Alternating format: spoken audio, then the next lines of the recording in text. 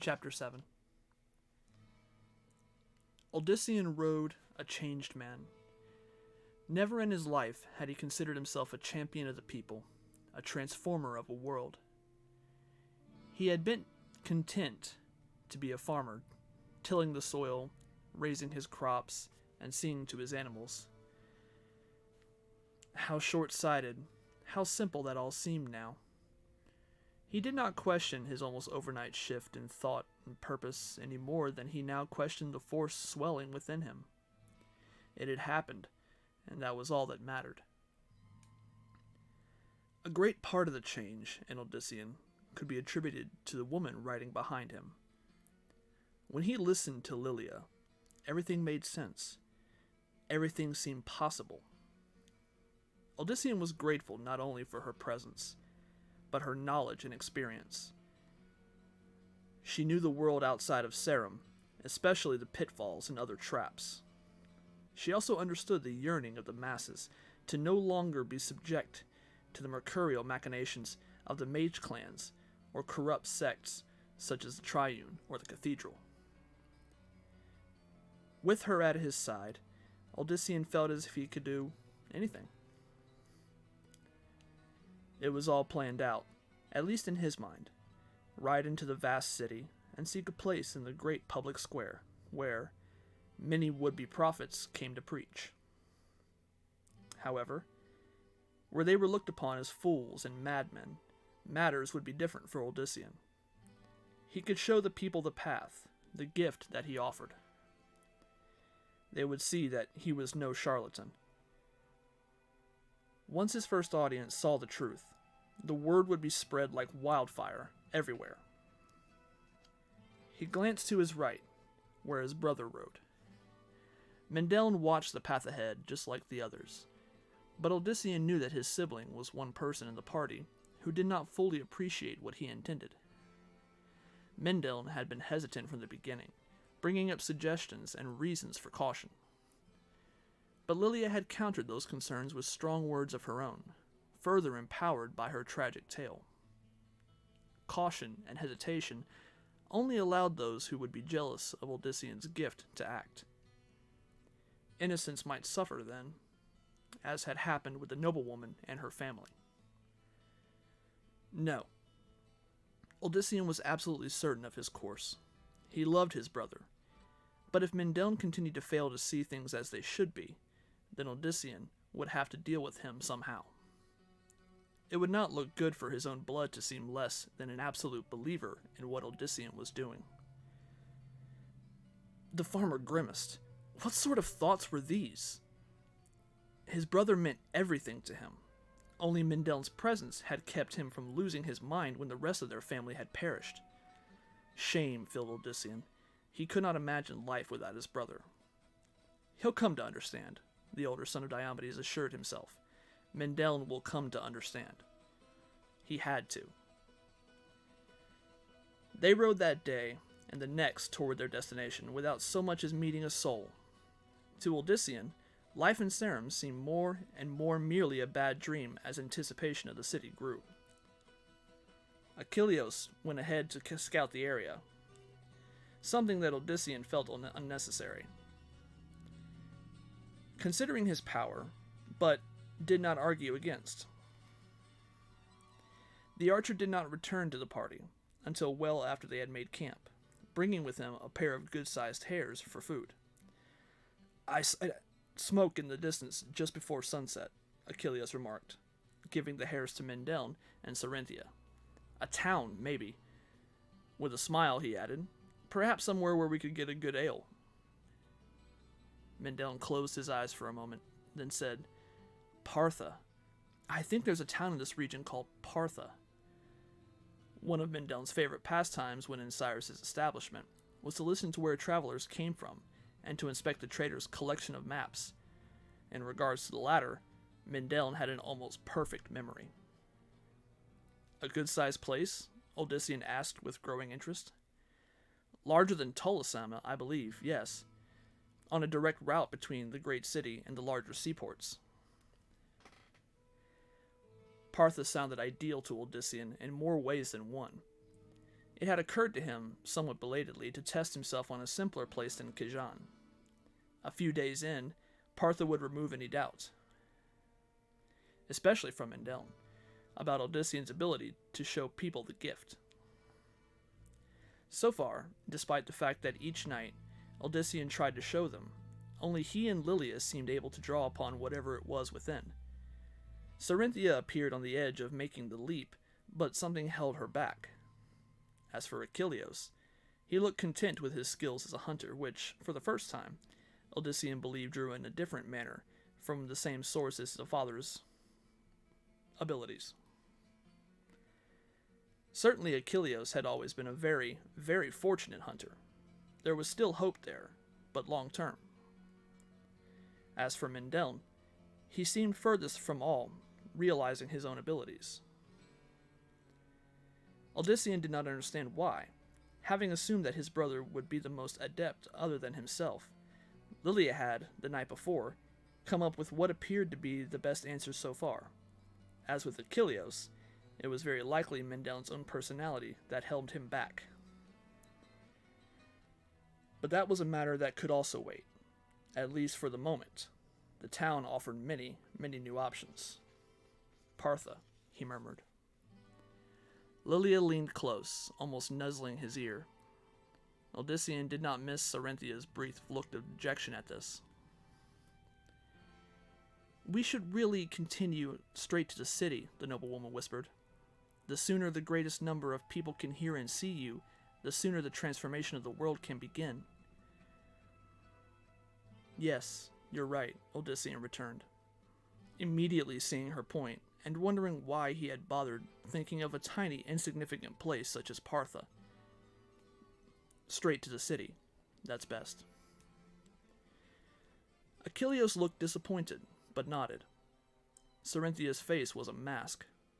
Mendeln appeared perturbed, but Odyssean was used to seeing his brothers so. No one protested. That was all that was important. Still, Odyssean needed to test himself. He finally rose from Lilia's grip. Sari, would you come with me? Her eyes momentarily brightened. Then the mask returned. She also rose. Of course, of course. Odyssean, Lilia called. I won't be long, he assured her. The blonde woman turned her gaze to the fire and said nothing. Taking Cerinthia's hand, Odyssean led her past an uncomprehending Achilleos and Mendeln. He guided the trader's daughter into the forest until the light of the camp could no longer be seen, then turned her to face him. Cerynthia waited expectantly. Odyssean considered his words carefully before saying, I'm sorry again about Cyrus, Sari. So very sorry. Odyssean, He put a finger to her lips. Sari, he may have died because of me. She pulled back. No! Lowering her voice, Cerynthia said, No, Odyssean, I've thought about it a lot while we've been traveling. Perhaps the storm came from you. I still don't know. But you never meant harm. Brother Achilleos was condemning you as a heretic. If you somehow caused the storm, then it was because he forced it on you. You were only defending yourself. He looked at her in surprise, hearing this from one he knew he had cared so deeply for her father, and had long respected both major sects. Odyssean felt tremendous relief. Until then, he had not realized how much he had still worried inside about how the trader's death had affected her. Sari, even thinking that, why didn't you return home instead of following me into the unknown? Your brothers, they'll fear for you. I am old enough to find my own way in the world, she said with some of her old defiance. Planting her hands on her hips, Cerynthia added, Theo and the rest will know what I did, and they'll leave me to my own actions, as always. She said it with such finality that Odyssean could only smile ruefully. Even now, he would not try to dissuade her. Besides, it still comforted him to have her around, just as it did to have his brother and Achilleos. All right, I had to ask. I had to know. I won't say any more. But I must say something, if you permit. Once again, Cyrus's daughter became the awed follower. You don't need my permission. Odyssean, I understand what you do, and believe wholeheartedly in it, she cleared her throat. But perhaps Mindel's concern has some merit. I know Lilia says to ride straight to the city, but he frowned. Is this about Lilia, Sari? Although she shook her head, he could tell that it both was and was not. Odyssean doubted that Sarinthia could separate matters. No, I mean, Odyssean, I've spoke with missionaries from both the temple and the cathedral, and not all of them are like Brother Machilius. I do think that there's some good in them, and hardly, the son of Diomedes returned, growing stone-faced. Memories of the Master Inquisitor raced through his head. Sarinthia paused, visibly seeking a different tack. It's just that I know Lilia had experienced far more than us, but not everything she says is what we should do. Her words only made Odyssean defensive. I listen to Lilia just as I listen to all of you. It just happens that her advice has made the most sense to me more often. More like all the time. Enough. Odyssean felt an unreasoning anger, but managed to smother it. He could see no reason to continue with the conversation. It had been his notion to clear the air between them in regards to her father, and that had been done. Obviously, Odyssean thought, putting to rest any emotions Sarinthia had toward him would take longer. He would have to be patient. Yes, patient. Reaching up, he placed one hand on her head as he had done when she was only a child. Sari, he whispered, you said you believe in what I've become, right? She nodded, her eyes still reflecting her thoughts on the previous subject. I know that what's been awakened in me is trying to stir within you too, but so far it's not been able. I've tried, the young woman insisted. His hand went to her sword, which he patted. I know. Let me try to help guide it to awakening. Take my hands. When she had obeyed, Odyssean continued. If this works, it will better help me understand how to show others once we reach Kajan. But what are... Oh! Lilia had suggested to him that it was their closeness, their melding into one, that had stirred the latent force within her. Obviously, Odyssean could not share in that same manner with others, especially Sarinthia, but he could try to come as close as possible. He focused on the woman before him, trying to see into her heart, into her soul. He tried to let the power flow from him into those places in hope of igniting the flame. It certainly felt to him as if what he did worked. A warmth entered his hands, a warmth he seemed to feel spreading from his companion. Sarinthia, in turn, began to breathe rapidly, and her eyes now looked up to the point where Odyssean could see only the whites. Then, to his surprise, Odyssean felt stirring from her direction, something akin to that which lurked within himself. He focused on Sarinthia and was able to verify that it came from within the woman. It was slight in comparison, but the more he reached out to it, the stronger, more awake it became. He was awed by his own swift success. Lilia had been correct again. Odyssean had managed to stir to life within Sarinthia the same force. Without warning, her body began to quiver uncontrollably. The whites were still the only thing visible of her eyes. She let out a small moan. Odyssean grew worried. Sarinthia had just passed a mighty threshold, although the enormity of it would not be evident for some time. Still, it behooved him now to stop and let her move ahead on her own. Too quickly, and something might happen to her.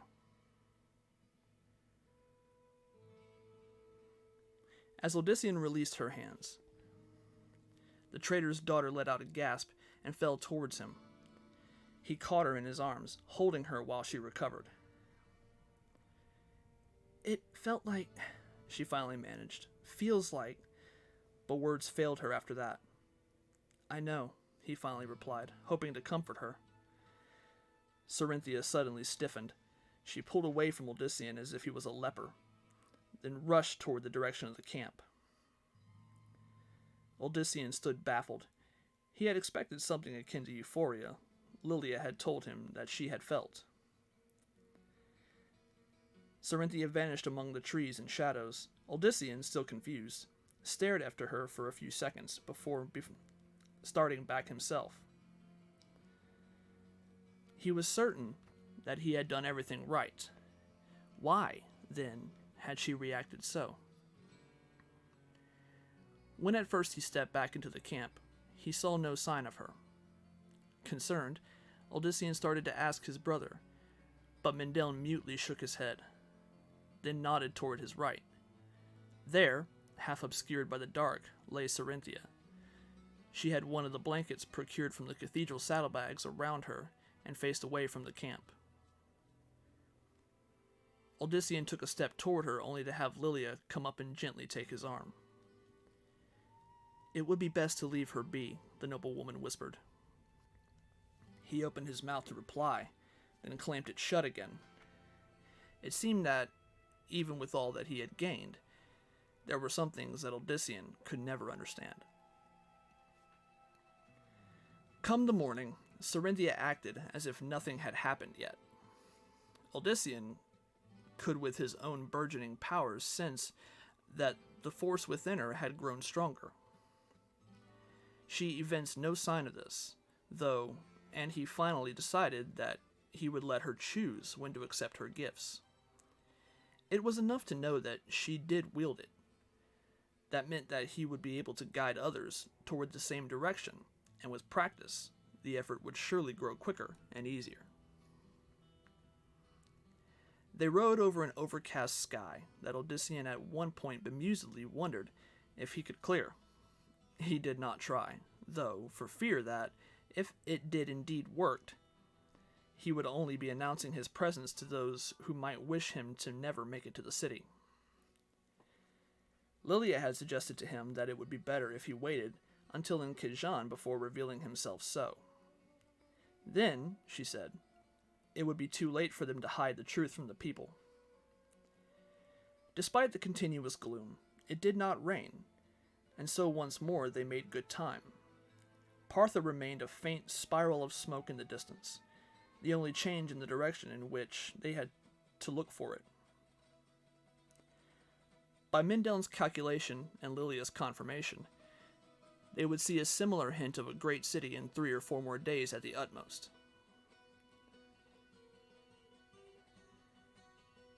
The 5 finally also crossed paths with other travelers, in this case a wagon heading the opposite direction. The driver, a bearded elder with trade dealings at the seaports, greeted the party warily at first. His apprentice, a gangly, carrot-haired youth with watery eyes, anxiously kept his hand near a well-worn sword at his side. As he still wished to reach Kijan as soon as possible, Odyssean decided that there was no use in revealing what he was to the pair. Instead, he sought from the trader news concerning the state of affairs of the legendary city. "The mage clans have a truce going on at the moment, aye," declared the stout figure as he lit a long clay pipe. "It'll last as well as the others, which is to say not long at all. Possibly even over already. The nobles, they watch and wait while they plot to their own advantage, and the clans let them keep some control over the city's functions so that they can free up themselves to figure out how to get around the truce." He chuckled darkly. "So, one might say all's pretty much as always in Kijan." His words verified for Odyssean the importance of what Lilia had said about heading directly there, rather than turning to Partha, or any other lesser settlement. Odyssean graciously thanked the trader, then led the others on. They settled for the night on the bank of a sedate river, coursing along the region. Here the line between woods and jungle blurred some. For the first time, Odyssean came to understand just how small the forested region was in comparison with the great jungles said to be covering much of the realm. He had even heard traders pausing at Sarum remark that it seemed that the jungles were gradually swallowing up all else. Obviously, that could not be the truth, but eyeing the odd, almost unnatural shift in environment, Odyssean could not help, still, wonder a little. He had hoped that the day's ride would ease the tension between him and Cerynthia, but the raven-haired woman yet again found reason to be away from him. "It is best to let her work it out herself," Lilia finally whispered to him as she nuzzled his cheek. "She will come to accept matters. You will see." Nodding, Odyssean forced his attention to more important matters. Now that he was so near the city, his nerves had begun to act up. He admitted this to Lilia, who suggested that he retire early and let the rest of them see to things. "You must be at your peak, come the day we enter. Go, sleep. When there is food ready, I will bring it to you." She kissed him again, then departed. Odyssean immediately followed her good advice. The ground beneath was soft, and the night warmer than previous. A short nap, he decided, was, indeed, the right thing for him. As usual, Lilia knew best. He could not imagine a future without her. It was as if Odyssean had always known her. And with those comforting thoughts, he drifted off. Cerynthia knew that she had to come to grips with her conflicting emotions concerning Odyssean. She believed in the goodness of what he had become, believed it enough to even consider him at fault for her father's terrible fate. But at the same time, she could not separate what he was from what he had once been. The man whom she had loved as no one else. And who now loved another, a woman he had met only a short while before. "We need more wood for the fire," Mindel commented. Seizing on the opportunity to be even more by herself, Cerynthia quickly replied, "I'll go and gather it. You make certain that the fire doesn't die in the meantime." She slipped out of the camp and began collecting small broken branches. The search required little attention, which allowed her mind to wander to less confusing and less painful subjects. But Cyrus's daughter had gathered only roughly half an armful when a prickling sensation on her neck made her look over her shoulder. "Lilia!" The presence of the noblewoman out here so startled Cerynthia that she dropped several pieces of wood. She stared in disbelief at the blonde figure. The other woman strode up to her with footsteps as silent as a cat. "Forgive me," Lilia murmured. "I did not mean to scare you." What are you doing out here? I don't need any help with the wood. I wanted to speak with you, that was all." "Speak with me?" The trader's daughter feared that she knew the subject. "There's no need." Lilia moved closer. "But there is every need, dear Cerynthia. Every need." As she stared deep into the other woman's eyes, she set a soft hand on her arm. "You are special to Odyssean, and thus special to me. I want all his friends to be comfortable around me. I want you to think of me not just as his love, his future mate, but as your friend as well."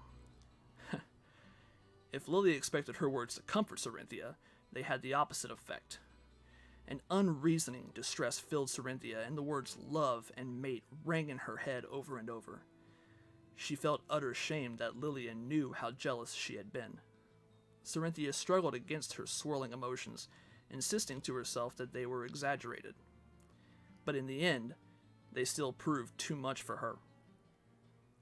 Eyes tearing, she whirled from Lilia's grip. The kindling fell unnoticed from her arms. Cerynthia ran, not caring which direction she headed. All that mattered was to be away from everyone who knew what she had been thinking. Tree limbs snagged at her clothing. Cerynthia stumbled several times on the uneven ground. She tripped once across an upward turned root. None of these impediments caused her to pause, and thus possibly regain her wits. Cerynthia simply righted herself each time and continued running. Wild emotion clouded her mind. A silhouetted form stepped out in front of her. Paying it no mind, she kept moving. Only when it seized her in a grip of steel did she start to come back to reality. At which point she opened her mouth to scream. One gauntleted hand quickly smothered her cry. Cerynthia struggled to free herself, but another figure came up from behind her, securing the trader's daughter. The first figure leaned forward, his hooded form almost ghost-like. "Be silent, girl," he hissed, "or else you might be punished." She began to notice other similar figures, men in hoods and armor. At first she took them for Inquisitor guards, but then a symbol on the breastplate of the foremost momentarily glittered in the moonlight, revealing the familiar triangle symbol of the temple.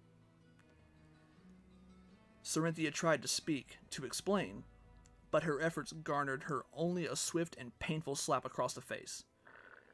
"Brother Rondo, have a care with the child." The voice was low and smooth, and its kind tone reminded Cerinthia of her father. A dark figure atop a monstrously huge stallion rode up to where the two men held her. As the tall rider dismounted, the hardened warriors surrounding Cerinthia released her, then fell down on one knee. Although now not held, she felt a compulsion to follow their example. "Forgive me, Eminence," grunted the one called Rondo anxiously. "Your enthusiasm is commendable.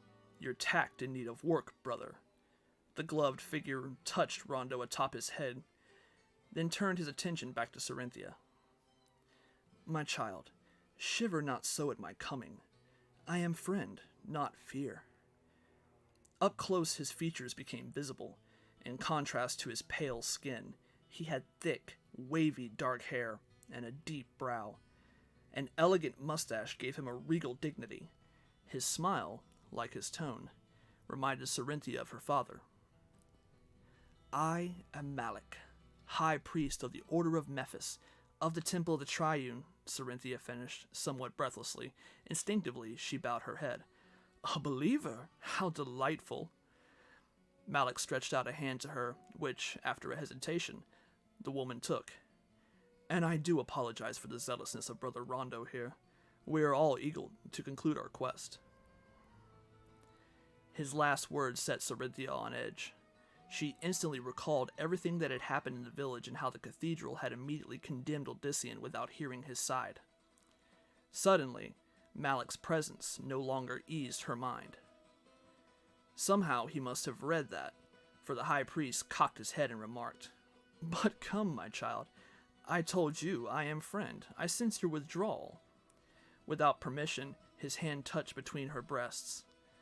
"And I sense, also," Malik frowned, "that you are not the one we speak. There is the spark of something within you, but it is too weak." Without meaning to, Cerinthia blurted, "Odyssean." Malik's thick brow rose. "Odyssean? Is that his name? And you think him the one we seek?" She clamped her mouth shut. Brother Rondo stirred from his kneeling position, but Malik waved him down again. The high priest leaned forward until his face, and especially his eyes, filled Cerinthia's view. "You are fearful. But why?" "Unless..." His smiled wider, revealing perfect teeth. "Ah, the cathedral. It surely must be. Inquisitors, no doubt?" Still Cerinthia said nothing, although his accurate guess work made her wonder if he could read her thoughts. "The cathedral. Small wonder you show such distrust. Brother Rondo was there not news from one of our own messengers of the deaths of not only one of our own, but also a servant of the cathedral as well?" "Aye, Eminence. In the village of Sarum, it was said the murder of our missionary was especially brutal." Yes, waving him to silence again. Malik said to Cerinthia, "And the cathedral did condemn your Odyssean, did they not?" "Yes," she finally answered, some of her distrust fading again. Typical of their ways. If they cannot fathom something, they must Woe betide the day that the prophet began preaching his blasphemies. The high priest stepped next to Cerinthia, his arm wrapping around her shoulder in a comforting manner. "But we are not the cathedral, child. The Temple of the Triune has always preached a peaceful resolution to matters. You understand that?" "Good. I would not have you believing that we come to do as they did. Rather, we are here to do just the opposite, and surely, It must be a sign for both you and I that we should meet at this fortuitous moment. You can lead me to your Odyssean, and then all of our problems will be over. But Sarinthia found it hard to think. Her mind suddenly felt as muddled as when Lilia had spoken with her. Still, she still recalled some things. Odyssean wanted to go to the city, and he certainly wanted nothing to do with any sect, be it the cathedral or the Triune. No, I can't. Odyssean wouldn't want me to. Malik's body tensed. Sarinthia suddenly felt his arms slide back until his gloved fingers rested near the back of her skull. She felt a painful force there and tried to let out a cry, but her mouth would not work. Neither would her body. Only her mind functioned, but it was now a prison in an immobile shell. A shame you would not listen to reason, child, the tall figure remarked in a voice no longer comforting. But you will still lead us to your Odyssean. He looked at the peace warders. To your mounts, hurry! As the men rushed to their beasts, Malik led Sarinthia to his. Up close, something about the creature put her ill at ease, but her body, subject to the high priest's will, would not let her pull back. Instead, she mounted up in front of her captor, who took the reins with one hand and held her tight with the other. Now, he whispered in her ear, the same kind tone that he had first used, a tone that Cyrus's daughter knew he was using to mock her helplessness. Now, my child, show me the way. Cerinthia's left hand rose, pointing unerringly in the direction of the camp. Very good, very good. Be sure to smile when you see your friend. I would hate to make him uneasy. The corners of her mouth rose. Malik chuckled quietly, then urged his mount forward.